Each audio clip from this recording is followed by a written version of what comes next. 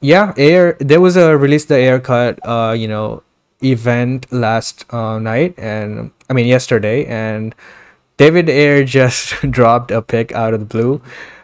Well, using the account and all that, but still, he dropped a picture, and that is this Deadshot and Harley. So a lot of people kind of disliked this image because they think Harley shouldn't do this, Harley shouldn't do that. um Look, for me, I understand why some people get inspired by Harley and all that shit, but I just don't get it because Harley's supposed to be a villain, and she we can be sympathetic towards a villain, but they are still a villain. I prefer Harley to be the villain character, and um kind of like that. And even in Birds of Prey, or even in this movie, Harley kills a lot of people that that don't need to be killed. So I don't get the inspiration part. I really don't. But yeah, it is what it is. So the people who say Harley should do this or that, I don't agree with them. I do think that any character, regardless of what the character is like in the comics or traditionally how they are, I think it's up to the writer and the director to shape the character to fit their movie.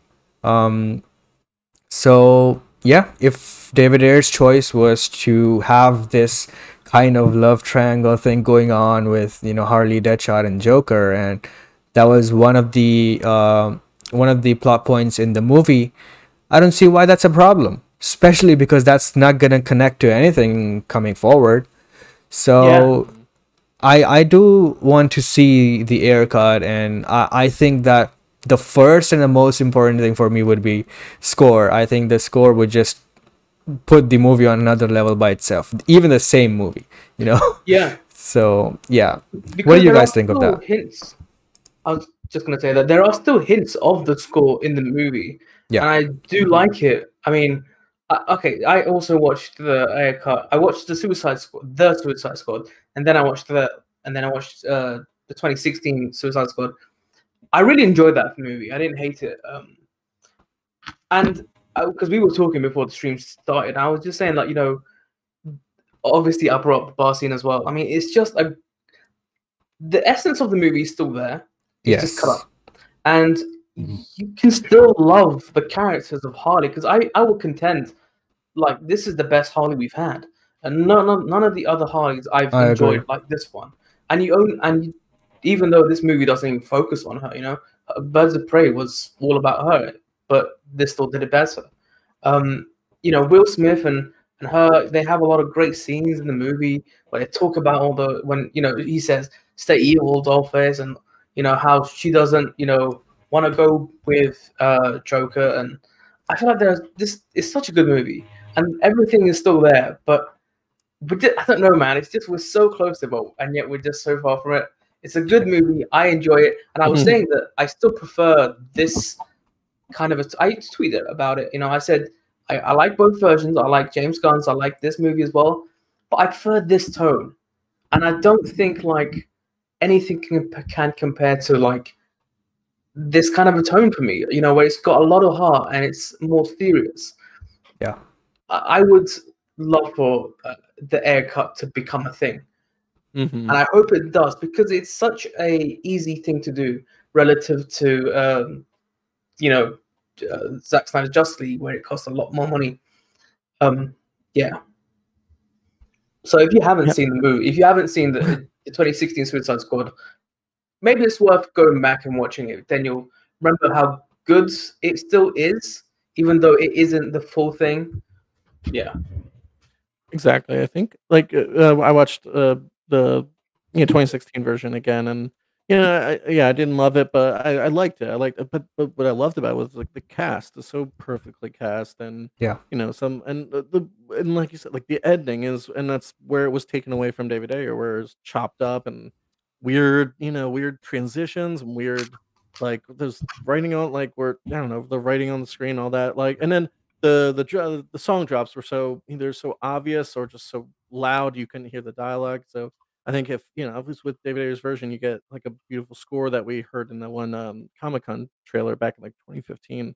You get that. I feel like that would have been it would like again, I like the movie, but I feel like getting all that and would be such an improvement, and you get to see what the movie should have been and how it should have been paced and how like like I have no problem with Deadshot and Harley hooking up. Like I had more of a problem because you could tell it was chopped up how Joker like was supposed to like be in love with Harley. Now I'm like David Ayer's like no, he's abusive boyfriend. He sucks. He's terrible to Harley, and they're both toxic relationships. Yeah. So I like that she Yeah. she's falling like maybe hooking up with Deadshot, maybe just trying to find something. So yeah, and then and then just for like the event yesterday for like like it's amazing. I love that he was Yeah. clearly touched. He tweeted about how amazing it is to see like how many tweets came out, and even if you didn't like the movie, if you thought it was like a bad movie, you still want like art. You just love artists to be able to express themselves without being like pigeonholed by Warner Brothers, and you want to see people release what they wanted to release. And even if you don't like that version, it's like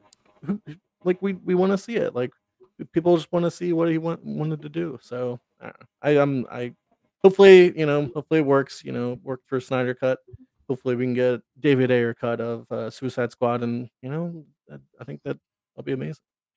Yeah, and you brought up a great point about the Joker abusive relationship as well, and I think that's one of the key reasons that that movie should have included that and not cut it out, because I think in order for Harley to be where she is now in the DCU, I think that's a very key factor, to see why she got out of that, right? Even the whole point of Birds of Prey, the emancipation of Harley Quinn, was her emancipation, and we didn't see why she was doing that, right? There was just some animated exposition in the start, and that just we didn't feel it because there was nothing of that sort in that movie.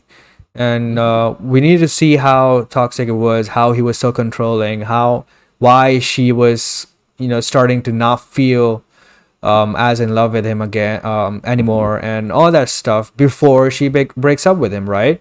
That would make more sense. Storyline. Yeah, isn't that such a great storyline?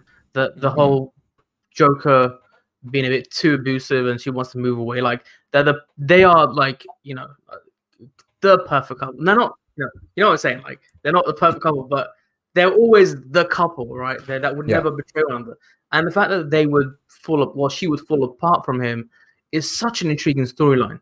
And the fact that they got rid of that is just so beyond me because, yeah, it's just there's so much there to like break down and just explore and stuff like that. As I said, like Zack's universe, there's always so much heart and like realness to it.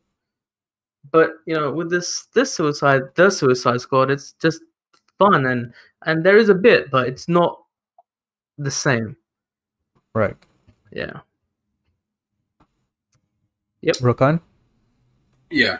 So I mean, what I kind of like took from that event, first off, for anybody that's causing mass hysteria over the fact that Harley and Deadshot kiss, I just want to let you know that's all over. That's been in the comic books. That was in the Assault on Arkham like animated series. Like it's kind of common knowledge at this point that Harley and Deadshot do have a thing. So I like the fact that at least they do a variation on that. Now the kind of question is, how they form that thing in this version. Hopefully we see. I mean, it's just a picture, so it doesn't mean an entanglement.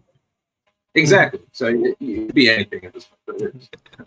But getting into like into that, like I've always kind of said, I made it kind of clear that my favorite aspect of the Harley and Joker relationship is the mad love aspect. The fact that it is Stockholm syndrome between the two of them, and it's always that aspect made me kind of fall in love with Harley when I watched Batman the Animated Series when I was a kid, because it makes her a sympathetic villain and a very tragic villain in that sense, because you have this woman who ultimately all she just wants is love, and she settles with the Joker because of that, and because that's she just so badly wants it. So when she breaks free from that and goes with either Poison Ivy or with Deadshot, it makes that all the more satisfying. You want to see her break free from that. And looking at that was going to be the whole emotional crux of the film.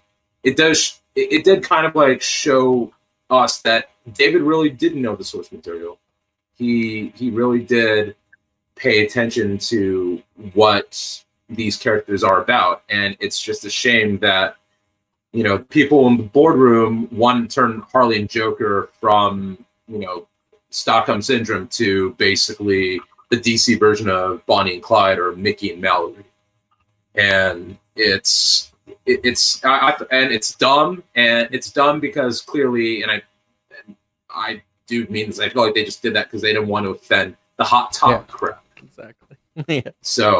Yeah. So like, it's true. Dude, I worked at a Spencer's the Christmas after Suicide Squad came out. I saw those kids walk in every day rating our Harley and Joker stuff. So it's those kids. It was that a I know big sensation at that time. Like everyone was Harley. Seriously. Oh, Jesus. Oh yeah, true. You cannot go anywhere without seeing someone wear a Harley shirt or, you know, dress as her as Halloween. I should know. I wear a Harley Suicide Squad shirt, so those of you anything. But getting back to it. But yeah, so that's what I really want to see come the Ayer cut. And also, you know, I feel like also that, you know, that David also did write us a legit Joker, because you read kind of like what some of the script pages were, the fact that, like, you know, there's that, you read that scene with Joker and Common in the club, and the way it was written out, there's a lot of tension in it, and it reads kind of like Joker being like a cartel boss. Right. And I feel like, you know, the people in the boardroom just eliminated all of that. So they can just have the Joker just be crazy, which he is. But the thing about the Joker is that he always has control of the situation. And, you know, clearly David wrote that. So bottom line I'm trying to get with all of this is that it's clear David, you know, knew and respected the source material. It's just the fact of the matter is the suits didn't.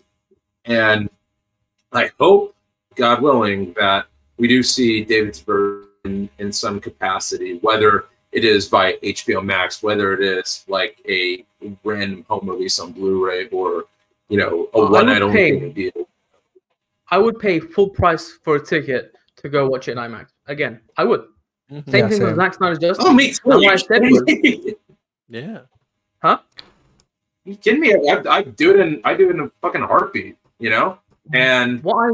I think also the fact of the matter is that, you know, like, Warner Brothers' big success this year was Justice League. It was that and I mean, you could also say Kong versus Godzilla as well, because it did make, you know, a lot of money, depending on, you know, for being a pandemic. But Justice League is still kind of like being talked about, and Suicide Squad has done, you know, extremely well. And the difference with those two, their commonality is the fact that you watch those and that is a director's vision on screen. And, you know, you watch the Suicide Squad, you're like, that's a James Gunn movie. You watch Justice League, you're like, that's a Zack Snyder film. And I think they would be foolish to not capitalize on this and be like, all right, we had one Suicide Squad film that is a full director's vision, so let's do another Suicide Squad film that is full director's. Right. I completely agree with that. And you nailed it absolutely when you said that ZSJL and the Suicide Squad both are director's visions, and that's like literally happened twice in the same year that, you know, they got really good results. And both Zack Snyder's Justice League and the Suicide Squad have great you know Rotten Tomatoes results. So that's exactly what WB wants, and here we are, nothing new on Zack Snyder's Justice League again. Another thing to point out with the Ayer cut is that, you know, the Deadshot thing, there obviously will be even better reception for the Ayer cut, you know, based on just how the characters are more consistent, more real, and all that. And even Will Smith's Deadshot will be a big grab again for that. And just like Maher pointed out, Jared Leto was also, you know, key in bringing hype to the Snyder Cut and to the 2016 version. So is Will Smith, and I think that one of the key factors for the Ayer cut, in order to do it business wise, would also be Will Smith's Deadshot, and we already know that from Snyder's plans for the entire 5-story arc and all that, Deadshot was also going to play a part in the future, in one of the scenes. So he kind of had an arc in the future of the DCU in the Nightmare timeline and all that. So that would have been amazing. But now we don't have that.